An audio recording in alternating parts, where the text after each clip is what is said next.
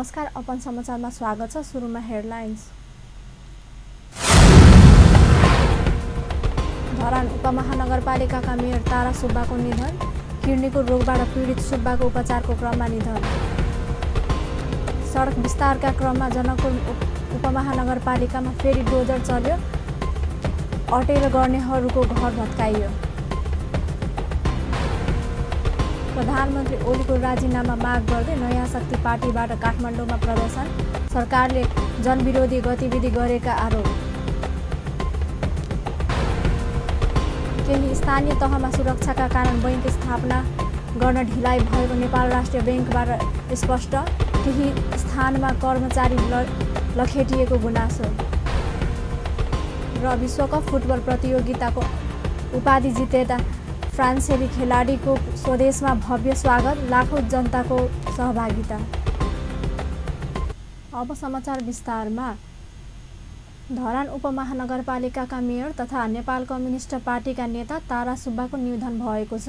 मृगौलाको रोगबाट पीडित सुब्बाको उपचारको क्रममा मंगलबार दिउँसो काठमाडौँ ग्रान्डी अस्पतालमा निधन भएको हो। 52 वर्षीय सुब्बा पञ्चायतकालदेखि नै राजनीतिमा सक्रिय हुनुहुन्थ्यो। स्थानीय चुनावमा उहाँले काङ्ग्रेसका उम्मेद्वार तिलक राईलाई 4000 भन्दा बढी मतले हराउनु भएको थियो। 2040 सालमै अनिर्चायु नगर कमिटी सदस्य बनेका सुब्बा 2047 सालपछि भने युवा सङ्घको राजनीतिमा प्रवेश गर्नुभएको थियो।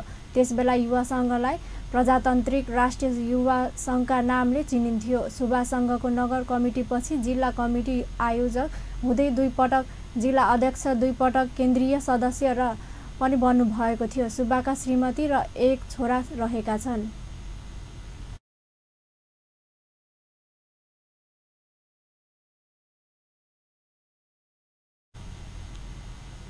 पूर्व पश्चिम राजमार्ग अन्तर्गत सप्तरीको कुचवाहामा ट्रकको ठक्करबाट एकजना मोटरसाइकल चालकको सोमबार साँझ मृत्यु भएको छ।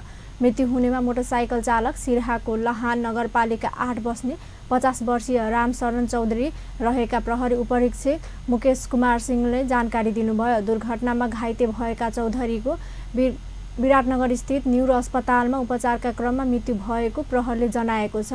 पश्चिमबाट पूर्वतर्फ जाँदै गरेको ना 6 ख 4640 नम्बरको ट्रकले विपरीत दिशाबाट आउँदै गरेको चौधरी सवार ना 9 प 898 नम्बरको मोटरसाइकललाई ठक्कर दिएको थियो। महोत्तरीको बर्दिवास नगरपालिका वडा नम्बर 7 किसान नगरमा विषालु सर्पको टोकाइबाट एक शिशुको ज्यान गएको छ। स्थानीय ब्रह्मदेव यादवकी 1 वर्षीय छोरी मनिका यादवको सर्पको टोकाइबाट ज्यान गएको बर्दिवास नगरपालिका प्रमुख विदुर कुमार कार्कीले बताए। आँगनमा खेल्दै गरेकी बच्चीलाई आँगनको नालाबाट निस्केको गहुमन सर्पले डसेको थियो। उनको केही बेरमै ज्यान गएको थियो। प्रदेश 2 सरकारले मधेस आन्दोलनका 2 घाइतेलाई आर्थिक सहयोग गरेको छ। प्रदेश सरकारले पर्साका सखुवा प्रसौनी गाउँपालिका 5 मधुवनका पल्लालाल यादव र वीरगञ्ज महानगरपालिकाको बगहीका मनसी राउत पटेललाई 3-3 लाख आर्थिक सहयोग गरेको हो। मुख्यमन्त्री लालबाबु राउतले मधेस आन्दोलनका घाइतेको घरमै पुगेर चेक हस्तान्तरण गर्नुभएको छ। त्यस क्रममा मुख्यमन्त्री राउतले प्रदेश सरकारले मधेस आन्दोलनका घाइतेहरूलाई वर्षीको छैन भन्दै विभिन्न प्याकेजमा सहयोग गर्नलाई निरन्तरता दिने प्रतिबद्धता जनाउनुभयो। मन्त्री परिषदको निर्णय अनुसार घाइतेहरूलाई आर्थिक सहयोग वितरण गरिएको मुख्यमन्त्री राउतका स्वकीय सचिव दीपक यादवले जानकारी दिनुभयो। यादवलाई मधेस आन्दोलनका क्रममा 2072 भदौ 14 गते वीरगञ्जको राधेमाई घुँडामा गोली लागेको थियो। उपचारको 43 लाख खर्च भएको उहाँले बताउनु भएको छ। यादवले घरधितो राखेर ऋण लिएर उपचार खर्च जुटाइरहेको पनि बताउनुभयो। यसअघि सखुवा प्रसौनी गाउँपालिकाले 5 लाख र गृह मन्त्रालयले 3 लाख सहयोग गरेको घाइते पन्नालाल यादवले बताउनुभयो। त्यस्तै मनसी पटेललाई मधेस आन्दोलनकै क्रममा नयाँ संविधान जारी भएको दिन 2072 असोज 3 गते माइस्थानमा गोली लागेको थियो। पटेलको उपचारको पनि लाखौं खर्च भइसकेको छ। त्यसैगरी प्रदेश सरकारले बाढीका कारण ज्यान गुमाएका परिवारलाई पनि 50,000 दरले सहयोग गरेको छ। असार 10 गते अविरल वर्षापछि फन्टी खोलामा आएको बाढीले बगाउँदा पर्साको पर्सागढी नगरपालिका 8 का प्रतिमा कुमारी राम र सुरेन्द्र महतोको धनुषा मृत्यु भएको थियो। त्यस्तै वीरगञ्ज महानगरपालिकाको रामगढुवामा खाल्डोमा डुबेर ज्यान गुमाएका बालक आलोक यादवको परिवारलाई पनि 50,000 को चेक हस्तान्तरण गरिएको छ। सडक विस्तारको काम भइरहेको जनकपुर धाम उपमहानगरपालिकामा क्षेत्रमा फेरि डोजर लगाएर घर भत्काइएको छ। उपमहानगरपालिकाले आज भानुचोक शिवचोक क्षेत्रमा डोजर लगाएर घर भत्काएको हो। घर धनीहरूलाई सडक क्षेत्रमा पर्ने आफ्नो घर भत्काइसक्न उपमहानगरपालिकाले चैत 10 गते 7 दिनको समय दिएको थियो, तर 3 महिनाभन्दा बढी समय बित्दा समेत अटेर गर्ने र आधा अधुरा भत्काएर छाडिएकाहरूको घर उपमहानगरपालिकाले आज भत्काएको छ। केहीले भने तत्काल आफैले मजदुर लगाई घर भत्काएर विकासको काममा सहयोग गरेका थिए। यसअघि भानुचोक शिवचोक सडक खण्डमा चैत 10 गते डोजर चलाइएको थियो। हाल 42 फिट चौडा रहेको यो सडकलाई एसियाली विकास बैङ्कको सहयोगमा सञ्चालित एकीकृत सहरी विकास आयोजना अन्तर्गत 52 फिट चौडा बनाउन लागि छ। जनकपुरमा एडिबी परियोजना अन्तर्गत 1 अर्ब 90 करोड रुपैयाँ बजेटमा सडक विस्तार र ढल नाला निर्माणको काम भइरहेको छ, जसमध्ये 10 किलोमिटर सडक विस्तार र 20 किलोमिटर ढल निर्माण भइसकेको छ, जस अन्तर्गत जनकपुर धाममा झन्डै 2000 घर भत्काउनु पर्ने परियोजनाले जनाएको छ। अब व्यावसायिक विश्रामपछि प्रधानमन्त्री ओलीको राजीनामा माग गर्दै नयाँ शक्ति पार्टीबाट काठमाडौँमा प्रदर्शन, सरकारले जनविरोधी गतिविधि गरेको आरोप। केही स्थानीय तहमा सुरक्षाका कारण बैंक स्थापना गर्न ढिलाइ भएको नेपाल राष्ट्रिय बैंकबाट स्पष्ट, केही स्थानमा कर्मचारी लखेटिएको गुनासो। र विश्वकप फुटबल प्रतियोगिताको उपाधि जितेको फ्रान्सेली खेलाडीले स्वदेशमा भव्य स्वागत, लाखौं जनताको सहभागिता। विश्रामपछि समाचारमा स्वागत छ। अब बाँकी प्रसङ्ग। राष्ट्रिय सभाले पूर्व सांसद तथा पूर्व स्वास्थ्य राज्य मन्त्री मोहम्मद मुस्तक आलमप्रति शोक प्रस्ताव पारित गरेको छ। राष्ट्रिय सभाको मङ्गलबार बसेको बैठकले आलमको निधनप्रति दुःख व्यक्त गर्दै शोक प्रस्ताव पारित गरेको हो। आलमको असार 29 गते बेलुका हृदय रोगको उपचारको क्रममा गङ्गालाल अस्पतालमा निधन भएको थियो। आलम 2070 सालमा तत्कालीन मधेसी जनअधिकार फोरम नेपालको तर्फबाट रौतहट क्षेत्र नम्बर 2 का संविधान सभामा निर्वाचित हुनुभएको थियो। उहाँ हाल नेकपामा आबद्ध रहनु भएको थियो। राष्ट्रिय सभाले पूर्व राज्य मन्त्री आलमको निधनको शोकमा 1 मिनेट मौन धारण समेत गरेको छ।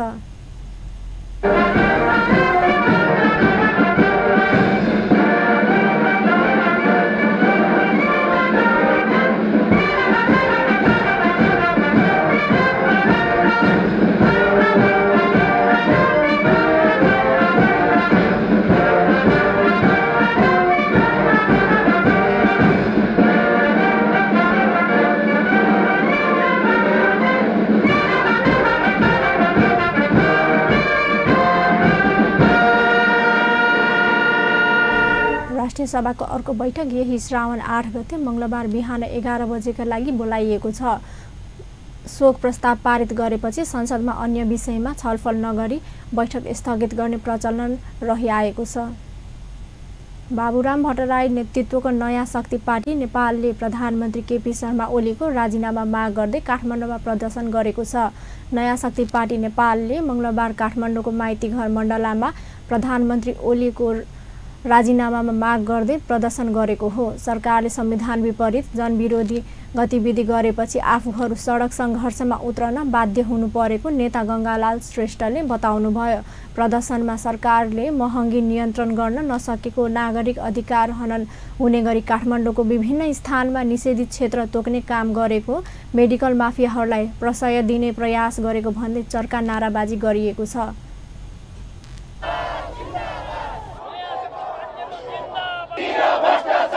सरकारको हुकुम नालायक सरकार राजीनामा दे, सरकार राजीनामा दे। शक्ति पार्टी नेपालले वरिष्ठ चिकित्सक गोविन्द केसीको माग तत्काल सम्बोधन गर्न पनि सरकारसँग माग गर्दै आएको छ। नेता श्रेष्ठले सरकारलाई 21औं शताब्दीका नागरिकको अधिकार हनन हुने कुनै पनि गतिविधि नगर्न पनि चेतावनी दिनुभयो। ऊर्जा, जलस्रोत तथा सिँचाइ मन्त्री वर्षमान पुनले 3 वर्षमा 3000 मेगावाट विद्युत उत्पादन गर्ने घोषणा गर्नुभएको छ। मन्त्री पुनले 3 वर्षमा 3000 मेगावाट विद्युत उत्पादनका लागि आवश्यक पूर्वाधार निर्माणको कामलाई तीव्रता दिइएको पनि स्पष्ट पार्नुभयो। 5 वर्षमा 5000 मेगावाट विद्युत उत्पादन गर्ने कार्य योजनासहित सरकारले विद्युत विकासका लागि श्वेतपत्र नै जारी गरेको पनि उहाँले स्मरण गराउनुभयो। विद्युत विकास विभागको रजत जयन्तीको अवसर पारेर मंगलबार काठमाडौँमा आयोजित एक कार्यक्रममा बोल्दै उहाँले 10 वर्षमा 15000 मेगावाट विद्युत उत्पादन गर्ने सरकारको लक्ष्यमाथि खिसीट्युटी गर्नेहरूलाई जवाफ दिने गरी सरकारले विद्युत विकासको रणनीति तय गरेको पनि दाबी गर्नुभयो। र मान्छेहरूले आगामी 10 वर्षमा 15000 मेगावाट जलविद्युत उत्पादन गर्न सक्छौँ। कम्तीमा कम हो, हामी बढी भनेका छैनौँ। भन्दा 100 वर्षमा बल्ल 1000 आएको छ, अर्को 100 वर्ष होला भनेर खिसी ट्युरी गर्छ। तर हामीसँग तथ्यहरू छ। 3 वर्षमा 3000 मेगावाट आउने सबै जेनेरेसनमै कन्स्ट्रक्सनमा गइसकेको छ। हामीलाई तथ्यहरू छ। हामी अहिले श्वेतपत्र प्रकाशन गऱ्यौँ।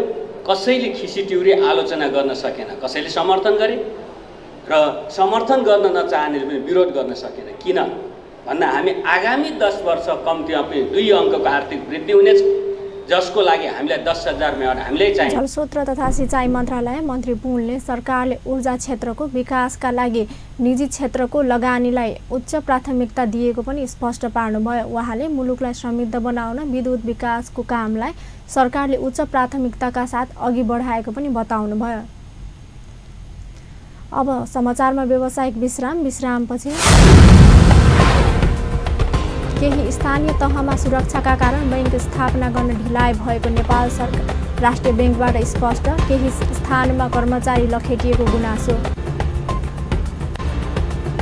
र विश्वकप फुटबल प्रतियोगिताको उपाधि जितेका फ्रान्सेली खेलाडीको स्वदेशमा भव्य स्वागत, लाखौं जनताको सहभागिता। विश्रामपछि समाचारमा पुनः स्वागत छ। अब बाँकी प्रसङ्ग। अर्थमन्त्री डाक्टर युवराज खतिवडाले सबै स्थानीय तहमा बैंकहरूलाई सुरक्षा दिन सरकार सक्षम रहेको दाबी गर्नुभएको छ। अर्थमन्त्री खतिवडाले स्थानीय तहसँग समन्वय गरेर त्यहाँ स्थापना हुने बैंकहरूलाई सुरक्षा दिने योजना पनि अघि सार्नुभयो। उहाँले सरकारले सबै स्थानीय तहमा तत्काल बैठक स्थापना गर्ने घोषणा पनि गर्नुभयो। अर्थमन्त्री खतिवडाले पुस मसान्तसम्म सबै कारोबार बैंकिङ प्रणाली मार्फत गर्न पनि सबै स्थानीय तहमा 3 महिनाभित्र बैंकहरू स्थापना गरिसक्ने पनि बताउनुभयो। मंगलबार नेभेल बैंकले काठमाडौँमा आयोजना गरेको एक कार्यक्रममा बोल्दै उहाँले बैंकहरूलाई विद्युतीय प्रणालीबाट सञ्चालन गर्न नवीकरणीय ऊर्जाको प्रयोग गर्न सकिने पनि स्मरण गराउनुभयो। अर्थमन्त्री खतिवडाले कर छली हुन नदिन पनि सरकारले बैंक तथा वित्तीय संस्थाहरूलाई प्रविधि मैत्री बनाउँदै लैजाने नीति लिएको पनि स्पष्ट पार्नुभयो। सरकारले यस्ता प्रकृतिका कुराहरूलाई ट्याकल गर्ने हो र त्यो गर्न सरकार सक्षम छ। सुरक्षा दिन सरकार सक्षम छ, दिन्छौँ। हामी स्थानीय तहसँग समन्वय गरेर गर्छौँ। विद्युत ठुलो कुरा छैन। अहिले तपाईहरु नवीकरणीय ऊर्जाका सबै माध्यमहरू अपनाएर जान सक्नुहुन्छ। त्यो गइरहेको छ। सूचना प्रविधि ठुलो कुरो छैन। यहाँ भेन्डरहरू, टेलिकमको भेन्डरहरू हुनुभएदेखि डेटा प्याकेजै दिइहाल्नुहुन्छ। अब अलिकति ब्रोडब्यान्डको सेवाको समस्या हुन्छ। कुनै दिन रियल टाइममा इन्फर्मेसन नहोला, त्यो पनि हामी बुझ्छौँ। तर म तपाईँलाई भनौँ, कुनै बेला यस्तो पनि थियो नेपालमा, जुन बेला म नेपाल राष्ट्र ब्याङ्कमा बसेर मनिटरी स्ट्याटिस्टिक्स निकाल्थेँ, कुनै एउटा ब्याङ्क ब्रान्चको 3 वर्षसम्म रिपोर्टिङ नभएको पनि अवस्था थियो। 3 वर्ष। त्यसलाई हामीले 3 महिनामा झार्यौँ। 3 महिनामा झारेर हामीले सेन्ट्रल ब्याङ्कको अडिट असोज मसान्तभित्रमा सिद्ध्याएर कार्तिक मसान्तभित्रमा सबै एप्रुभ हुने पनि गऱ्यौँ। अब आज हिजो बेलुका सरकारको अपरेसन भयो। आज सबै पत्रकारलाई थाहा छ सरकारले कति खर्च गर्यो भन्ने। हिजो रातिसम्मको विवरण आज सबै प्रेसले मलाई कसैले सोध्दैन यति खर्च भएछ, यो किन भयो भनेर भन्छ। This is the progress we are making. यो आउटरिच हामीले क्रमशः बढाउँदै लैजानुपर्छ र जुन स्थानीय तहमा शाखाहरू ब्याङ्कको पुगेको छैन त्यहाँ पुर्याउनुपर्छ र हामीले यसको लागि हिजै मात्रै क्याबिनेटबाट थप डिसिजनहरू के गरेका छौँ भने सम्पूर्ण सरकारी कार्यालयहरू, सरकारी संस्थानहरू, सरकारी सेवा लिनेका ज्याला सम्बन्धी कुराहरू, प्रतिष्ठानका कुराहरू, आयका कुराहरू, यी सबै भुक्तानी अब ब्याङ्किङ प्रणालीबाट हुनेछ। पहिलो कुरा।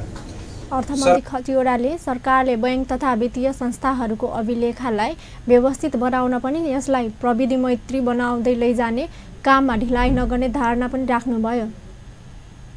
नेपाल राष्ट्रिय बैंकले केही स्थानीय तहमा सुरक्षाका कारण बैंक स्थापना गर्न ढिलाइ भइरहेको स्पष्ट पारेको छ। नेपाल राष्ट्रिय बैंकका डेप्युटी गभर्नर चिन्तामणि शिवाकोटीले केही स्थानीय तहमा खेलिएको बैंकमा पनि सुरक्षाको उचित प्रबन्ध गरिदिन सरकारसँग अनुरोध गर्नुभयो। रसुवा लगायतका केही जिल्लामा स्थानीय राजनीतिक दलहरूले आफ्ना कार्यकर्तालाई रोजगारी नदिएको भन्दै कर्मचारीहरूलाई लखेटेपछि बैंक सञ्चालनमा समस्या आएको भन्दै उहाँले सुरक्षाको उचित व्यवस्था गर्न अर्थ मन्त्रालयसँग अनुरोध गर्नुभएको हो। त्यहाँ कर्मचारीहरूले बस्न सक्ने अवस्था रहेन र कर्मचारीहरू भागेर काठमाडौँ आउनु परेको अवस्था छ र हिजै मात्रै हामीले सुरक्षा व्यवस्थाको लागि चाहिँ आवश्यक प्रबन्ध गरिदिनको लागि अर्थ मन्त्रालय समक्ष अनुरोध गर्न पत्र लेख्नुपर्ने अवस्था भएको छ, अनुरोध पत्र। त्यसकारण मैले माननीय मन्त्रीज्यू समक्ष यहाँ के अनुरोध गर्न चाहेँ भने अलिकति कनेक्टिभिटीको प्रब्लम विभिन्न ठाउँमा देखिरहेको छ नेटवर्कको, अब त्यस्तै सुरक्षाको यी कुराहरूलाई चाहिँ तत्कालै हल गर्नको लागि सरकारवाला निकायहरूसँग, सरकारवाला मन्त्रालयहरूसँग समन्वय गरेर अलिकति अर्थ मन्त्रालयले पनि यसमा चाहिँ फेसिलिटेसन गरिदिनु पर्यो भन्ने म चाहन्छु।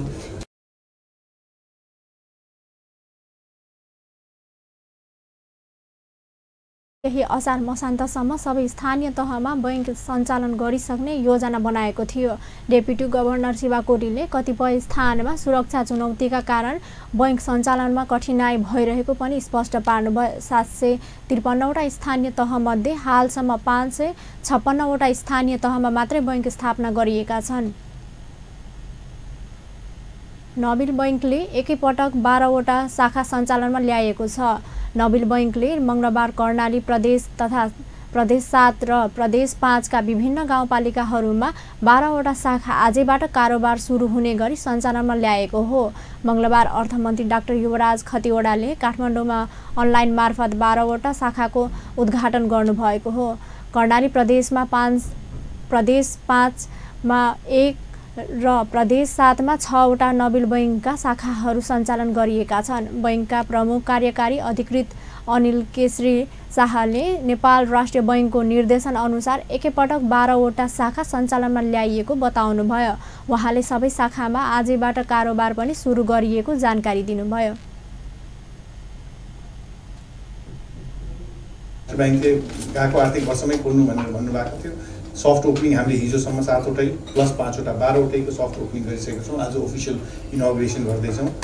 हाम्रो सेवाहरू 12वटैबाट अब आजदेखि पुरै रूपले प्रदान हुन्छ। राष्ट्र बैंकले दिएको छ। It is truly a extraordinary. 12वटा थप भएसँगै नबिल बैंकको देशभरि 74वटा शाखा सञ्चालनमा आएको छ। 115वटा एटिएमहरूको संरचना र 1500 भन्दा बढी नबिल रेमिट एजेन्टको प्रभावकारी परिचालन मार्फत सेवाग्राहीहरूलाई थप सन्तुष्टि प्रदान गर्ने बैंकको दाबी छ। बैंकले स्थानीय तहमा सञ्चालन गरिएका शाखाहरूको सुरक्षाको उचित व्यवस्था गर्न सरकारसँग माग पनि गरेको छ।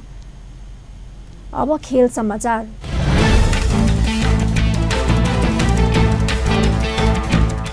विश्वकप 2018 को उपाधि जितेर स्वदेश फर्किएको फ्रान्सेली टोलीलाई भव्य स्वागत गरिएको छ। लाखौं जनता सडकमा उत्रिएर तथा सरकारी स्तरबाटै खेलाडी टोलीको स्वागत समारोह गरेर यसलाई राष्ट्रिय उत्सवकै रूपमा मनाइएको छ। रुसबाट विश्वकप ट्रफी लिएर घर पुगेको फ्रान्सेली टिमलाई लाखौं समर्थकले स्वागत गरेका छन्।